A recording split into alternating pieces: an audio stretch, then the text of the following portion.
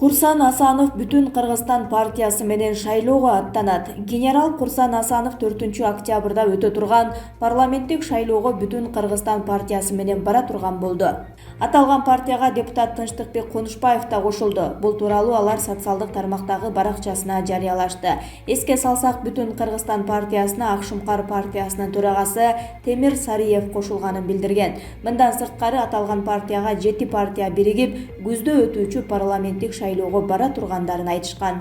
Бүтүн Кыргызстан партиясына бириккен партиялар: Кыргызстан коммунисттер партиясы, Исхак Масалиев, Эрк партиясы, Турсунбай Бакир уулу, Эгемен Кыргызстан партиясы, Бектур Асанов, СССР партиясы, Ишенбай Кадырбеков, Ак Калпак партиясы, Маматаев, Улуу Көч партиясы, Момунов, Бүткүл жаштар партиясы, Капаров.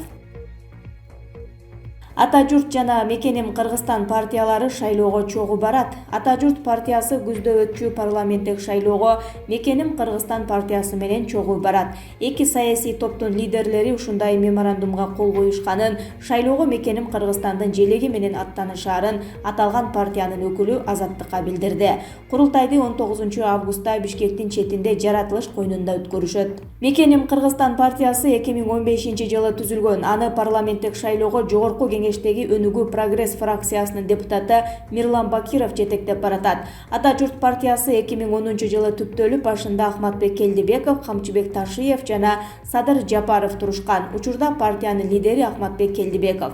Буга чейин Мекеним Кыргызстандын катарына Табылга Бирик партиялары кошулган. Бирбол партиясы менен Демократ партиялары, Бүтүн Кыргызстан менен Акшумкар партиялары да шайлоого чогуу барары жарыяланган. Кара Суу районунда 30 жаштагы эркек киши 6 жашар кызды уурдап кетип, унаасында зордуктаган. Ал 5 күндөн кийин камакка алынган. Бул тууралуу Кактус Медиа Ош редакциясына күч түзүмдөрүнүн кызматкерлери билдиришкен. Алардын айтымында 11-июль күнү кыз үйдүн короосунда агасы менен ойноп жүргөн. Бул учурда аларга белгисиз бирөө келип, кызды алдап алып кеткен. Аны унаасына салып, белгисиз тарапка айдаган. Ошол эле күнү кечинде кыз табылып, апасына ал кишинин ага эмне кылганын айтып берген. Апасы ички иштер органдарына арыз менен кайрылып, экспертиза көрсөткөндөй, жаш кыз анал жеринен зордукталган. Жабырлануучулардын адвокаты Мерим Урсланованын айтымында, алгач полиция шектүүнү издөөгө алган эмес. Кардарын уурдап кеткенден 2 күн өткөндөн кийин белгисиз адам үйдөн дагы бир 3 жашар кызды уурдап кетүүгө аракет кылгандыгы белгилүү болгон. Бирок аял кол салуучуну көрүп калып, аны коркутуп кетирген. 5 күндөн кийин 1990-жылы туулган шектүү кармалып, тергөө изоляторуна камалды. Иш сотко өткөрүлүп берилди, деди адвокат. Ал кошумчалагандай, тергөө учурунда шектүү кызды уурдап кеткенден кийин анын кийимин чечүүгө мажбурлап, андан кийин зордуктаганын мойнуна алган. Эльвира Сурабалдиева. Кечээ Ата Мекен партиясынын съезди өттү. Текебаев Өмүрбек Чиркешевич шайлоого катышпайм, желекти кийинки муундарга өткөрөм деп партиянын лидери болуп Жанар Акаев дайындалды. Партиялардын тизмелери жакында чыгат. Туугандар, 1-30 эмес, толук 120 кандидатты караңыздар. Ата Мекендин тизмеси жакын арада чыгат. Башка партиялар менен салыштырып байкаңыздар. Парламентке бийликтин партиясы менен келип, трибунада ой пикиримди ачык айкын сүйлөп жүрсөм да, оппозицияда жүргөн кандай экенин кечээ көрдүм. Съезд баштала электе экрандарды алгыла деп баштаган акимчилик, мэрия аягында светти өчүрүп салышты. Ушунчалык жердештерим, туугандарым үчүн уялганымчы, буга ата мекенчилер көнүп деле калган экен. Генераторларды даярдап койгонбуз деп сүрөт видеолор партиянын сайтында жүктөлөт, деп жазат Эльвира Сурабалдиева. 9-күн Беларуста бүтүндөй эмгек жааматтар митингге чыгууда. 9 күндөн бери Беларуста өтүп жаткан нааразычылык акциясы басаңдачууда эмес. Апта башталары менен бир топ ишкананын жааматтары митингге чыгып жатканын Спутник Беларусь агенттиги жазды. Республикадагы бир топ ишкананын жааматы иш таштап, нааразычылык акциясына чыккандарды колдоп жатышат. Эл митингчилердин кармалып, камалып жатканына жана президенттик шайлоонун жыйынтыгына нааразы болууда, деп айтылат кабарда.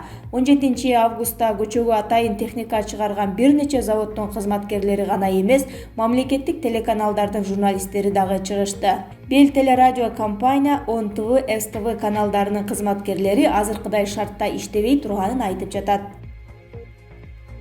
Минскте жашаган Аскат Тейит Данияр Үсеновдун кайда экендигин айтты. Эске сала кетсек, 9 августта Белоруссияда президенттик шайлоо болуп өттү. Учурдагы президент Александр Лукашенко 80,1% добуш алып, 6-мөөнөткө кайрадан шайланды. Бирок ошол эле күнү Минск шаарында жана башка шаарларда нааразычылык акциялары башталган. Азыр абал туруктуу. Кыргызстандагы айрым маалымат булактары инсайдердик маалыматка таянып, Данияр Үсенов Лондонго качканын жазып чыкты. Бул тууралуу маалыматты Минскте жашаган Аскат Тейит жокко чыгарды. Оозу менен орокор, баш иштебей тилин күчүнө чыгарып, дивандагы жалганчы жазмакерлердин айынан Кыргызстанда бир нече адамдын тагдыры оор абалга кептелген. Эми 10 жылдан бери мамлекетти таштап чыгып кеткен Данияр Үсеновго карата туура эмес маалыматтарды жазбай эле койсо туура болмок. 10 жылдан бери жалган айтып тажаган жокпу? Даниэлби, Уруцкийби же Даниярбы башы оорутпай айрымдар иштерин кыла берсин. Данияр Үсенов Минскте эле качкан жок, деди Аскат Тейит. Айданбек Ахматов, чыныгы саясат. Кыргызстанда чындап саясат жүргүзгөндөр эмес, саясий оюндар менен алек болгондор арбын. Алар көп учурларда элден, мамлекеттин кызыкчылыгынан жеке саясий кызыкчылыгын жогору коюп, жеке максатына жетиш үчүн түпкү саясий максатын оңой олтоң унутуп кете беришет. Мына ушундай сокур саясат өлкөдө саясатчыларга, саясий партияларга ишенимдин кетишине алып келди. Бүтүн Кыргызстан партиясынын лидери Адахан Мадумаров мамлекеттин тагдырын, саясий элдин мүдөлөрүн партиялык оюндарга жана жеке кызыкчылыктарга, курмандыктарга салып бербеген. Өзүнүн туруктуу саясий көз карашын карманып, жалгыз калган учурларда да тиштенип, мына ошону турмушка ашырууга умтулган сейрек саясатчылардан. Азыркы кезде Адахан Мадумаровдун айланасына республикадагы белгилүү жана салмактуу саясатчылардын чогулуп жатышынын бир себеби да ушул жакта жаткандай. Бул мамлекет эле эмес, саясий чөйрө да коррупциядан таза, түпкү саясий максаттарын күнүмдүк саясий кызыкчылыктарга алмаштырбаган, ошол максаттарга ар кандай шарттарга карабастан туруктуу умтулган, принциптерин алмаштырбаган саясий лидерге муктаж экенин кабарлайт. Түпкү саясий максат эмне? Ар бир саясатчы же саясий партия саясий күрөшкө чыкканда же шайлоого аттанганда асыл тилектерди айтып, элдин, мамлекеттин кызыкчылыктарын өйдө коерун жарыялайт. Ал максаттарга жетүүнүн жолдорун атайт. Элге чыгып ошонусун жарыялайт. Тилекке каршы ал максаттарын ылдам эле унутуп, 5 жылдык мөөнөтүн саясий интрига же оюндар менен өткөрөт. Ага эл тарабынан ошого жараша реакция жаралат. Адахан Мадумаров алгачкы саясий кадамынан тартып эле коррупцияны жектеген, кең байлыктарды талап тоноону, завод-фабрикаларды туш келди менчиктештирип талкалоону кескин айыптаган. Ал өз саясий жолунда мамлекет, улуттун кызыкчылыгын эң жогору койгон Жусуп Абдрахманов, Исхак Разаков, Абсамат Масалиевдин жолун туу туткандан жазбады. Коррупция жазгырына чалынбады, таза ойдон келди. Бийлик системасын түзүүдө Кыргызстанга өкмөттү түз президент башкарган, депутаттарды эл түз бир мандаттуу округтан өзү шайлаган, чыныгы көз карандысы сот системасын түзүү идеясын жарыялаган. Мына ошол позициясынан тайбады, жалгыз калды. Дон Кихот сымал келекеге алынган учурлар да болду. Ал саясий идеясына, принциптеринен тайбады, кайтпады. Бул туруктуу, олуттуу саясат өзүнүн биринчи жемиштерин бере баштады. Эми ал алдыдагы шайлоодо дагы бир ирет сыноого алынат, анда элдин өзү да сыноого алынат. Айданбек Ахматов өзүнүн Facebook баракчасына жазган.